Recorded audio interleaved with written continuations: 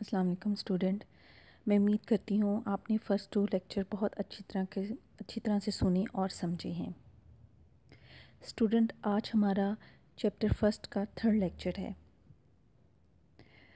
तो chapter first का third lecture start करने से पहले हम ऐसा करते हैं कि एक दफ़ा फ़र्स्ट 2 लेक्चर्स का रिव्यू ले लेते हैं। जी स्टूडेंट, फ़र्स्ट लेक्चर में हमने डाटा के मतलब पढ़ा था कि डाटा क्या होता है, और हमने इसकी बेसिक डेफिनेशन सीखी थी कि data is the raw fact and figure. Information के बारे में हमने स्टडी किया था कि what is information. Information is the process form of data. जी स्टूडेंट, उसके बाद जो सेकंड लेक्चर था उसमें हमने डिस्कस की थी different activities on data processing, जिसमें हमने सबसे पहली एक्टिविटी स्टडी की थी वो थी डाटा कैप्चरिंग की। जी स्टूडेंट, डाटा कैप्चरिंग का क्या मतलब है? डाटा कैप्चरिंग का मतलब है जो चीज़ भी हम सिस्टम को दें, यानी कोई भी इनपुट जो हम सिस्टम को देंगे वो हम डाटा कैप्चरिंग के थ्रू देंगे। तो जब भी डाटा प्रोसेसिंग की कोई एक्टिविटी होगी तो सबसे पहली एक्टिविटी कौन सी है कि डाटा को कैप्चर किया जाएगा। इसका क्या मतलब है? सिस्टम को इनपुट दी जाएगी। ये इनपुट टेक्स्ट फॉर्म में भी हो सकती है, इमेज फॉर्म में भी हो सकती है, कोई न्यूमेरिक फॉर्म हो सकती है, अल्फ़ाबेट हो सकते हैं, कोई साउंड हो सकता है। किसी भी फॉर्म में जब भी हम इनपुट देंगे वो डाटा कैप्चरिंग कहलाती है। डाटा कैप्चरिंग के बाद हमारे सिस्टम का क्या काम होता है कि डाटा के ऊपर डिफरेंट मैन्युपुलेशन करे। डाटा मैन्युपुलेशन का मतलब है डाटा के ऊपर डिफरेंट कैलकुलेशन करे ताकि हमारा डाटा जो है वो अरेंज हो सके। डाटा मैन्युपुलेशन में हमने स्टूडेंट्स 4 एक्टिविटीज़ को डिस्कस किया था, या हम ये कह सकते हैं डाटा मैन्युपुलेशन के आगे 4 स्टेप्स थे, जिसमें से सबसे पहला स्टेप था क्लासीफाइंग, सेकंड स्टेप था कैलकुलेशन, थर्ड स्टेप था सॉर्टिंग एंड फोर्थ स्टेप था समराइजिंग। और जब हमारा डाटा मैन्युपुलेशन के 4 स्टेप से गुजर जाता है तो वो एक्चुअली इंफॉर्मेशन में चेंज हो जाता है। ठीक है, वो इंफॉर्मेशन में चेंज हो जाएगा। और जब वो इंफॉर्मेशन में चेंज हो जाता है तो क्या होता है कि उसको आउटपुट की ज़रूरत होती है ताकि हम उसको देख सकें। तो हमने मैनेजिंग आउटपुट में देखा कि हमारे पास 4 चीज़ें थीं। क्या क्या थी? एक था हमारे पास स्टोरेज मीडिया, सेकंड था रिट्रीवल, थर्ड था कम्युनिकेशन एंड फोर्थ वन था रिप्रोडक्शन। रिप्रोडक्शन का क्या मतलब होता है? रिप्रोडक्शन का मतलब होता है कॉपी ऑफ डाटा। डाटा को कॉपी करना, डाटा को रिप्रोड्यूस करना फॉर द फ्यूचर यूज़ और मल्टीपल पर्पस के लिए। मसलन हमने डिफरेंट लोकेशन में डाटा को रखना है तो हमने डाटा की कॉपी बनाकर रख देंगे, तो इसको हम कहते हैं रिप्रोडक्शन ऑफ डाटा। तो ये 3 एक्टिविटीज़ हमने डिस्कस की थी लास्ट लेक्चर में। तो अब हम आज का अपना थर्ड लेक्चर जो है वो स्टार्ट करते हैं। जी स्टूडेंट, हमारा जो थर्ड लेक्चर है उसमें सबसे पहले हम डिस्कस करेंगे difference between data and information. जी स्टूडेंट, आपको कुछ याद आया होगा, ये वही डिफरेंस है जो मैंने फर्स्ट लेक्चर में आपको असाइनमेंट के तौर पे दिया था। तो आज हम इसको अब डिस्कस करेंगे। डिफरेंस क्या? जी स्टूडेंट, सबसे पहला डिफरेंस क्या है? Data is unprocessed raw facts. Data एक अनप्रोसेस्ड रॉ फैक्ट्स होते हैं। अनप्रोसेस मीन्स कि डाटा पे अभी कोई काम किया नहीं होता। लेकिन इसके बरक्स अगर हम इंफॉर्मेशन देखें तो information is a process form of data. तो स्टूडेंट, आपने कभी ये डिफरेंस नहीं भूलना कि data is unprocessed of facts and figure and information is process form of data. ये तो था हमारा सबसे पहला डिफरेंस। सेकंड डिफरेंस क्या है? Data is used has input in the computer. Data को हमेशा हम कंप्यूटर में इनपुट के तौर पे यूज़ करते हैं। और इंफॉर्मेशन क्या है? इंफॉर्मेशन क्या है?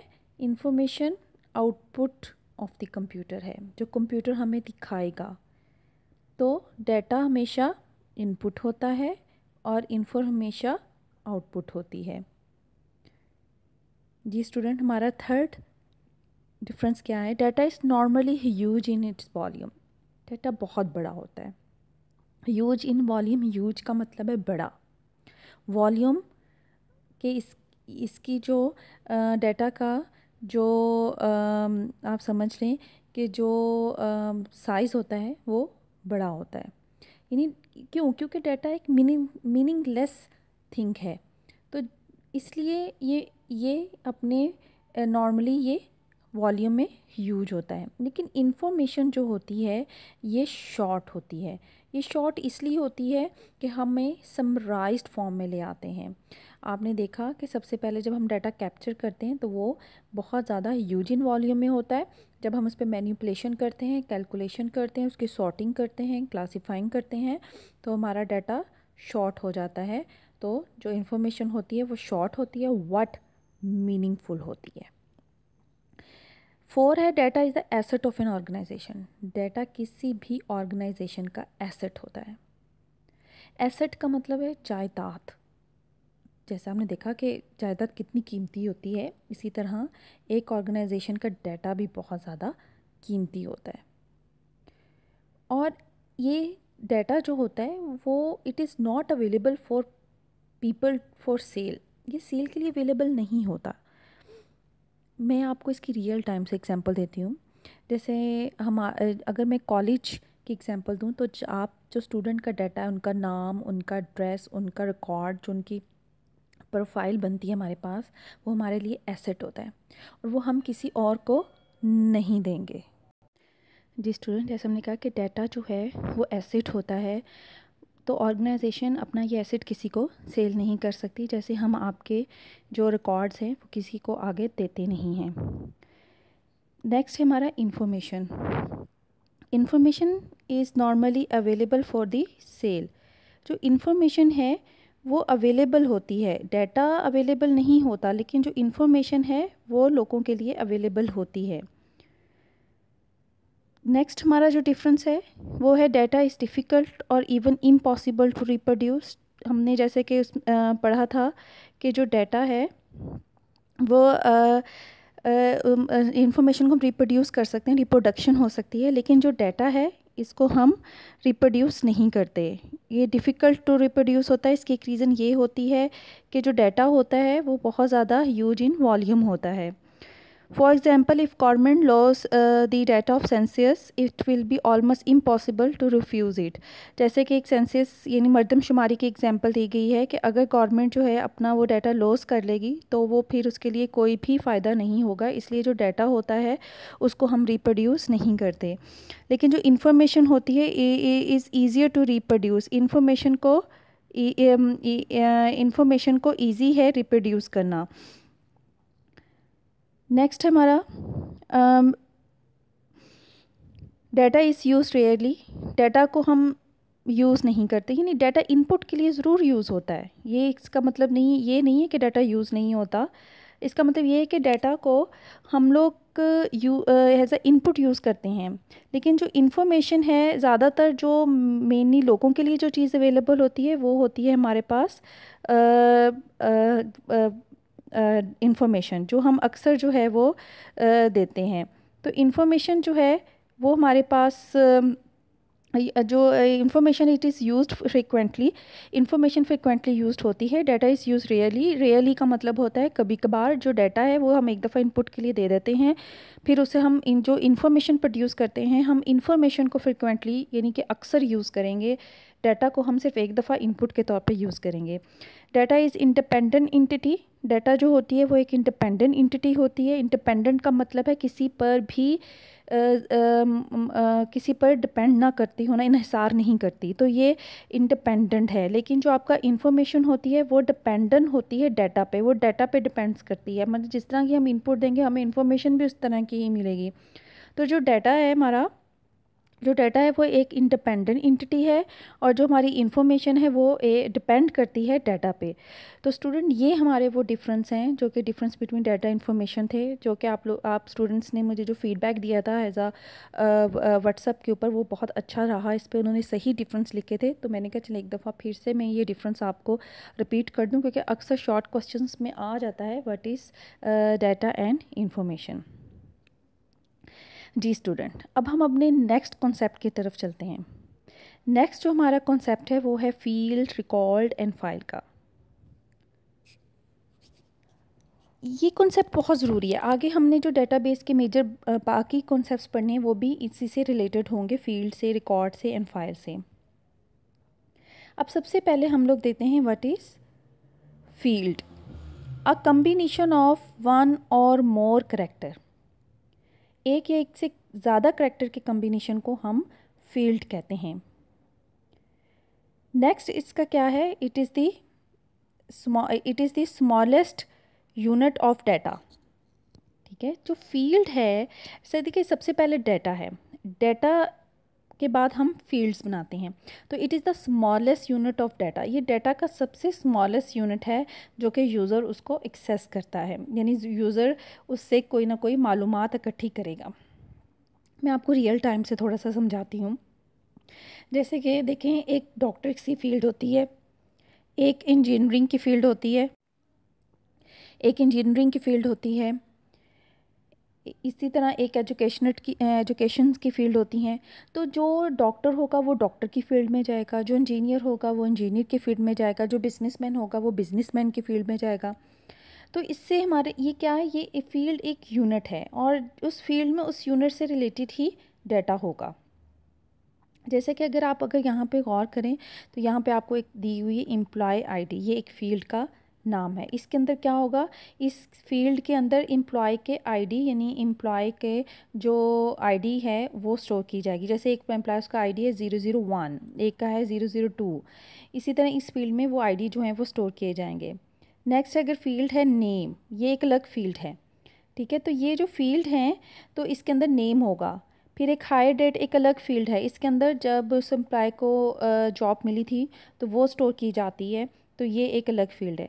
तो एम्प्लॉय आईडी एक अलग फील्ड है, नेम एक अलग फील्ड है, हायर डेट एक अलग फील्ड है, जॉब टाइटल एक अलग फील्ड है। ये चारों एक अलग अलग चीज़ें हैं।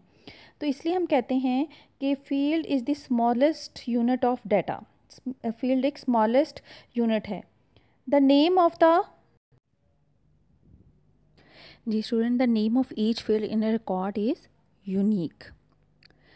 ये कॉन्सेप्ट ज़रा जब हम रिकॉर्ड को पढ़ेंगे तो तब ज़्यादा क्लियर हो जाएगा, लेकिन फिर भी मैं कुछ यहाँ पे बता रही हूँ, लेकिन मैं ये याद रखूँगी और जब मैं आपको रिकॉर्ड करवाऊँगी तो तब मैं आपको बताऊँगी कि ये क्या था। The name of the each field in a record is unique. हर जो फील्ड का नाम होता है रिकॉर्ड में वो यूनिक होता है। यूनिक का मतलब है कि हम अगर एक फ़ील्ड का नाम एम्प्लॉय आईडी रख लेते हैं तो उस रिकॉर्ड में कोई और फील्ड का नाम हम एम्प्लॉय आईडी नहीं रख सकते। नेक्स्ट हमारे पास the data type of a field indicates the type of data that can be stored in the field. ठीक है, the data type of a field indicates the type of data that can be store in the field. Data type का क्या मतलब होता है, जैसे ये मैंने आपको यहाँ पे बताया, ये एम्प्लॉय आईडी है, इसके अंदर हम स्टोर कराएंगे 001। तो ये जो 1 है 001 ये न्यूमेरिक डाटा है, तो ये क्या बन जाएगा, ये इस फील्ड की डाटा टाइप बन जाएगी, यानी इस फील्ड की डाटा टाइप क्या हो गई, न्यूमेरिक हो गई। अब हमारे पास जैसे ये अलग दूसरी फील्ड है नेम। अब नेम हमेशा कैसे होता है, जैसे आयशा है तो नेम हमेशा अल्फ़ाबेट्स में होता है, तो इस फील्ड की डाटा टाइप क्या बन जाएगी, अल्फ़ा टेक्स्ट, यानी कि टेक्स्ट। तो हर जो फील्ड होती है उसकी कोई ना कोई डाटा टाइप ज़रूर होगी। जैसे यहाँ पर हमारे पास ये हायर डेट है, तो हायर डेट की डेट हमेशा जो हायर डेट है इसमें डेट कोई ना कोई होगी, तो इसकी जो डाटा टाइप क्या होगी, डेट होगी। तो इसलिए हम यहाँ पे कह रहे हैं कि जो डाटा टाइप होती है किसी फील्ड की, डेट कैन बी स्टोर, तो वो क्या है, वो हमेशा एक स्पेसिफिक, इससे हमें ये पता चलेगा डाटा टाइप से कि इस फील्ड के अंदर किस किस्म का डाटा जो है वो स्टोर हो सकता है। A field size defines the maximum number of character. एक जो फील्ड साइज़ होता है उसमें, फील्ड साइज़ का क्या मतलब होता है कि इसमें कितने नंबर ऑफ करेक्टर्स जो हैं वो आ सकते हैं। कितने कितने नंबर ऑफ़ करेक्टर, मतलब एक फील्ड साइज़ मैं कहती हूँ ये जी इसका फील्ड साइज़ 20 है एम्प्लॉय आईडी का, तो इसका मतलब इसमें 20 तक के करेक्टर आ सकते हैं। ठीक है, अगर मैं ये कहती हूँ कि जो नेम है इसका जो फील्ड साइज़ है वो 4 है, तो इसमें सिर्फ 4 करेक्टर नेम, मसलन जैसे कि सना है, ठीक है, सिर्फ सना नेम आ सकता है क्योंकि इसके 4 करेक्टर हैं। तो हर जो फील्ड साइज़ होता है वो क्या डिफ़ाइन करता है, वो ये डिफ़ाइन करता है कि इसमें कितने मैक्सिमम नंबर ऑफ़ करेक्टर आएंगे। तो स्टूडेंट, हमने फील्ड्स के मतलब क्या पढ़ा। सबसे पहले हमने ये देखा field is the combination of one और मोर करेक्टर। फील्ड क्या है, field is the combination of one और मोर करेक्टर। सेकंड हमने देखा it is the smallest unit, ये सबसे स्मॉलेस्ट यूनिट होता है। The name of the each field in a record is unique, जो नेम होता है हर फील्ड का वो यूनिक होता है। जो डाटा टाइप होती है फील्ड की वो ये स्पेसिफाई करती है कि हर फील्ड में कितने करेक्टर्स जो हैं वो इस फील्ड में कौन सा डाटा स्टोर हो सकता है। जो फील्ड साइज़ है, ठीक है, जो फील्ड साइज़ है उसका क्या मतलब है कि इसमें कितने मैक्सिमम नंबर जो हैं कितने मैक्सिमम नंबर ऑफ़ करेक्टर जो हैं वो स्टोर हो सकते हैं। नेक्स्ट जो यहाँ पे देखें एग्जांपल्स हैं, एम्प्लॉय है एक फ़ील्ड है, नंबर भी एक फ़ील्ड हो सकती है, एम्प्लॉय नेम भी एक फ़ील्ड हो सकता है, ग्रेड भी एक फ़ील्ड हो सकता है, डेजिग्नेशन भी एक फ़ील्ड हो सकता है। ये डिफरेंट एग्जाम्पल्स हैं फील्ड की। ठीक, ये हमने फील्ड देखा। अब हम देखते हैं रिकॉर्ड। रिकॉर्ड क्या है, A collection of related field treated as a single unit is called record। देखिए, पहले हमने फील्ड पढ़ लिया कि एम्प्लॉय आईडी एक फील्ड है, नेम एक अलग फील्ड है, हायर डेट एक अलग फील्ड है। जब हम एक एक ऑब्जेक्ट के मतलब उसके रिलेटेड फील्ड्स को इकट्ठा कर लें, उसको एक सिंगल यूनिट बना लें, तो उसको हम क्या कहेंगे, उसको हम कहेंगे रिकॉर्ड। क्या कहेंगे, रिकॉर्ड। ठीक है, इसलिए हमने कहा रिलेटेड फील्ड्स। रिलेटेड फील्ड का क्या मतलब है, जैसे अगर मैं कहूँ ये एक एम्प्लॉय का डाटा है, ठीक है, ये एक एम्प्लॉय का डाटा है, तो इसमें उसका एम्प्लॉय का ही आईडी है, एम्प्लॉय की ही नेम की फील्ड है, हायर डेट है, जॉब टाइटल है, फ़ोन है। ये तमाम फील्ड्स आपस में क्या हैं, ये तमाम फील्ड्स आपस में रिलेटेड हैं। ठीक है, अगर इसमें तमाम रिलेटेड फील्ड हैं तो जो रिलेटेड फील्ड होती हैं उससे मतलब अगर मैं कहूँ जी एक स्टूडेंट है, उसका क्या हो सकता है, उसका नेम हो सकता है, उसका रोल नंबर हो सकता है, उसका रजिस्ट्रेशन हो सकता है, उसकी क्लास हो सकती है, तो ये उससे रिलेटेड फील्ड हैं। तो ये क्या होंगी, ये हमारी रिकॉर्ड बन जाएंगी। तो यहाँ पे आपने देखा ये अब ये field employ ID, name, hire date, job title, phone number, ये तमाम फील्ड्स मिलकर क्या बना रही हैं, ये तमाम फील्ड्स मिलकर एक रिकॉर्ड जो है वो बना देती हैं। For example employ record includes, जैसे हमने यहाँ पे एग्जांपल दिए कि एम्प्लॉय का जो रिकॉर्ड है उसमें इंक्लूड हो सकता है फील्ड्स हैं, एम्प्लॉय नंबर्स हैं, एम्प्लॉय नेम है, ग्रेड है, डेजिग्नेशन है, ये तमाम चीज़ें एक एम्प्लॉय के रिकॉर्ड में हो सकती हैं। इस तरह एक स्टूडेंट का रिकॉर्ड हो सकता है, उसमें स्टूडेंट आईडी हो सकता है, नेम हो सकता है, स्टूडेंट की एडमिशन डेट हो सकती है, उसका जॉब टाइटल हो सकता है, उसका फ़ोन नंबर हो सकता है, तो ये स्टूडेंट का रिकॉर्ड होता है। तो अब आपको अगर याद होगा पिछले लेक्चर में पिछली स्लाइड में मैंने आपको बताया था कि हर फील्ड का नेम एक रिकॉर्ड के अंदर जो फील्ड नेम होता है वो यूनिक होता है। तो अब वो यहाँ पे आपको समझ आएगा। जैसे ये एक रिकॉर्ड है पूरा, इसमें ये एम्प्लॉय आईडी की फील्ड है, नेम की फील्ड है, हायर डेट की फील्ड है, जॉब टाइटल की है, फ़ोन की है। अब अगर मैं इसमें एक और फील्ड ऐड करना चाहूँ, मैं कहूँ जी नेम की मैंने एक और फील्ड ऐड करनी है, तो मैं नेम बिल्कुल सेम फील्ड ऐड नहीं कर सकती क्योंकि नेम की फील्ड में ऐड कर चुकी हूँ।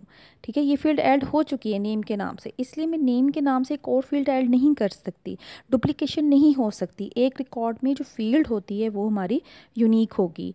इस तरह बिल्कुल ऐसे ही नेम की फील्ड हम अपने रिकॉर्ड में हम और नहीं बना सकते। यहाँ पर मैंने आपको एक और एग्जांपल देके इजी सी एग्जांपल मैंने कहा कि ताकि कंसेप्ट हमारा क्लियर हो जाए, तो इसलिए मैंने आपको बताया। देखिए ये एम्प्लॉय नंबर एक फ़ील्ड है, एम्प्लॉय नेम फ़ील्ड है, डेजिग्नेशन फ़ील्ड है, जॉइनिंग डेट फ़ील्ड है, और उसके अंदर फिर हमने ये एक कोड एंटर कर दिए। हमने 001 है, Madiya Jafri senior manager, hire date है। तो आपने देखा ये हमारी फ़ील्ड्स हैं, और जब हम इन फील्ड्स को इकट्ठा कर लेते हैं रिलेटेड फील्ड को, तो वो क्या बन जाता है, वो रिकॉर्ड बन जाता है जी। नेक्स्ट है हमारा फाइल।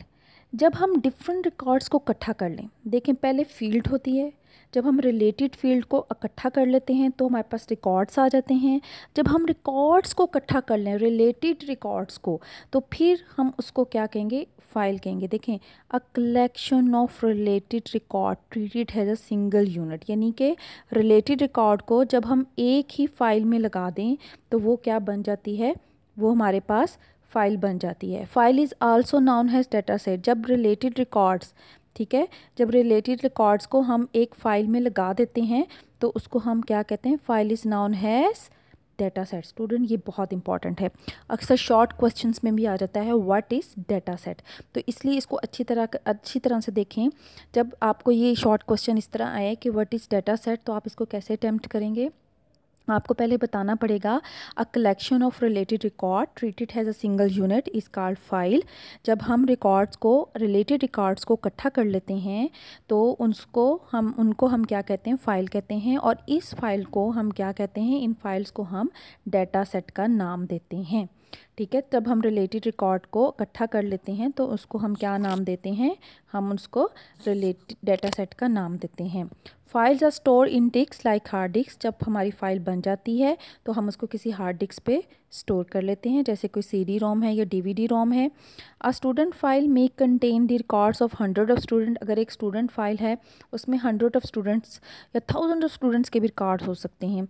ई student records consist same field. लेकिन याद रखिएगा, एक जो फाइल होती है उसमें रिलेटेड रिकॉर्ड्स होते हैं और उसके अंदर तमाम फील्ड सेम होती हैं। इसका क्या मतलब है, जैसे ये हमारे पास एक रिकॉर्ड है, ठीक है, इस रिकॉर्ड में क्या है, इसमें एम्प्लॉय आईडी है, नेम है, हायर डेट है, जॉब टाइटल है, फ़ोन है। अब नीचे हमने क्या किया, नीचे हमने रिकॉर्ड एंटर करने स्टार्ट किए हैं 1 2 3 सना, अली, सादिया, और ये ईच रिकॉर्ड अब ठीक है, सना है, अली है, सादिया है, ये हमने डिफरेंट रिकॉर्ड इसमें एंटर किए हैं। तो ये क्या है, each student record consist of same field. अब यहाँ पे अगर देखें, अगर मैं इस रिकॉर्ड 2 पे जाऊँ, यहाँ पे ये रिकॉर्ड 2 पे जाऊँ तो देखें इसमें क्या है, एम्प्लॉय का आईडी है, उसका नाम होगा, हायर डेट होगा, जॉब टाइटल होगा, फ़ोन। और यही चीज़ें रिकॉर्ड 3 की भी हैं, उसका भी एम्प्लॉय आईडी मौजूद है, उसका भी नेम मौजूद है, उसकी भी हायर डेट। ऑल दो डेट्स चेंज हो सकती हैं। जॉब टाइटल एक का क्लर्क है, एक का ऑपरेटर है, एक का मैनेजर है, ये चीज़ें चेंज हो सकती हैं। लेकिन क्या फील्ड्स क्या हैं, हाई डेट में डेट्स ही आएंगी, नेम में नेम्स ही आएंगे, एम्प्लॉय आईडी में आईडीज़ ही आएंगे, जॉब टाइटल में टाइटल्स ही आएंगे, फ़ोन नंबर में फ़ोन नंबर भी आएंगे। नो डाउट ये फ़ोन नंबर हर किसी का अपना अपना हो सकता है, लेकिन होंगे किसके अंदर, फ़ोन नंबर की फील्ड में। डाटा डिफरेंट हो सकता है लेकिन फील्ड किस में आएगा, ये नहीं हम कर सकते कि फ़ोन नंबर हम जॉब टाइटल की फील्ड में लिख दें।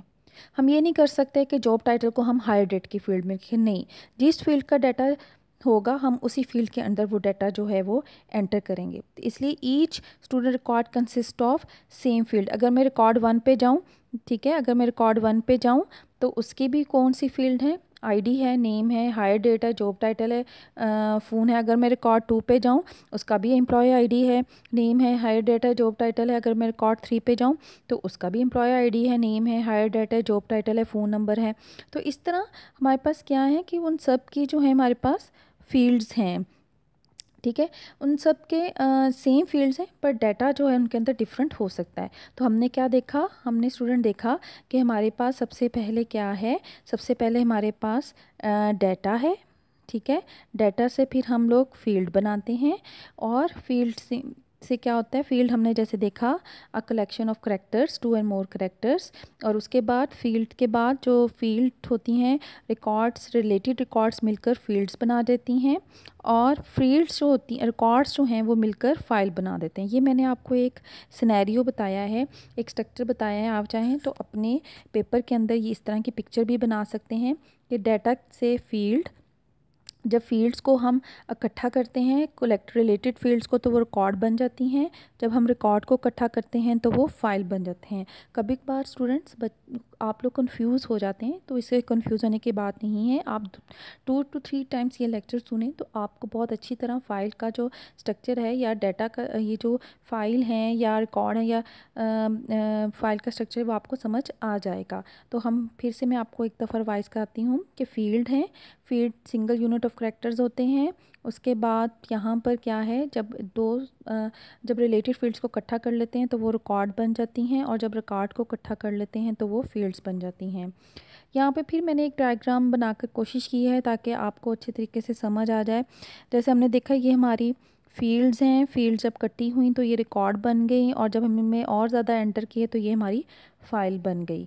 इसी तरह ये देखें एम्प्लॉय नंबर, एम्प्लॉय नेम, ये यहाँ पर ये एम्प्लॉय नेम और एम्प्लॉय नंबर फील्ड्स हैं, और फिर हमने इसमें रिकॉर्ड एंटर किया। ये एक रिकॉर्ड है, ये सेकंड रिकॉर्ड है, ये थर्ड रिकॉर्ड है, ठीक है। फिर से बताती, ये फर्स्ट रिकॉर्ड है, ये सेकंड रिकॉर्ड है, ये थर्ड रिकॉर्ड है, और ये हमारे पास क्या है, ये फोर्थ रिकॉर्ड है, और ये कलेक्टिवली हम इसको क्या कहेंगे, ये हमारी फ़ाइल है, ठीक है। तो हमने देखा फील्ड्स, उस फील्ड्स के बाद क्या आया हमारे पास, फील्ड के बाद हमारे पास रिकॉर्ड आया, ठीक है, रिकॉर्ड, और फिर रिकॉर्ड के बाद हमारे पास क्या आया, फ़ाइल आई। जी स्टूडेंट, उम्मीद करती हूँ कि आपको बहुत अच्छे तरीके से फील्ड, फाइल एंड रिकॉर्ड का कॉन्सेप्ट क्लियर होगा। फिर भी अगर आपको कोई भी कन्फ्यूजन हो, पहले तो आप इस लेक्चर को 2 to 3 टाइम्स सुने, उसके बाद कोई भी कन्फ्यूजन हो तो आप मुझसे व्हाट्सएप पे इसके बारे में क्वेश्चन कर सकते हैं। तो स्टूडेंट, इसके बाद अब आपका इसमें आज की कोई असाइनमेंट्स भी हैं, कुछ होमवर्क भी है। आपने क्या करना है, मुझे इन शॉर्ट क्वेश्चंस के आंसर जो हैं वो व्हाट्सएप करने हैं। सबसे पहला जो शॉर्ट क्वेश्चन है वो है what is mean by record. Second short question है व्हाट इज़ फाइल। फिर है why it is important to specify data type and field. जैसे हमने पढ़ा था कि फ़ील्ड की एक डाटा टाइप्स भी होती हैं, और फील्ड की हम क्यों फील्ड की जो डाटा टाइप जो हैं वो स्पेसिफाई करने हमें क्यों ज़रूरत पेश आती है। हमने फील्ड को डिफ़ाइन करें, और फिर देखें मैंने आपको डाटा सेट बताया था, मैंने आपको बताया था जब हमने फ़ाइल की थी कि डाटा सेट बहुत दफ़ा जो है वो पेपर्स में आता है। तो इसको इन शॉर्ट क्वेश्चन, ये जितने भी शॉर्ट क्वेश्चन हैं इनको अच्छे तरीके से करें। ये शॉर्ट क्वेश्चन बहुत ज़्यादा इंपॉर्टेंट हैं, और आपने मुझे इन शॉर्ट क्वेश्चंस के आंसर लिखकर व्हाट्सएप में पोस्ट कर देने हैं ताकि मैं देख सकूँ आपने कैसे किए हैं। और कोशिश कीजिएगा याद कर ज़बानी इनके आंसर्स देने की कोशिश करें ताकि आपके जो कॉन्सेप्ट है क्लियर हों। मैं फिर से बता रही हूँ, थोड़ा सा स्टूडेंट को कंफ्यूज हो जाते हैं, तो फिर से मैं बताती हूँ कि पहले फील्ड है, फिर हमारे पास रिकॉर्ड्स हैं, और फिर हमारे पास फाइल है। तो स्टूडेंट, ये हमारा थर्ड लेक्चर था, और इंशाल्लाह अब हम आपको 4 लेक्चर में मिलेंगे। जब तक आप इस लेक्चर को बार बार सुनें, देखें और समझें और अंडरस्टैंड करें। और वीडियो को, अगर आपको वीडियो अच्छी लगी हो तो लाइक भी करें और चैनल को सब्सक्राइब भी करें। Thank you so much.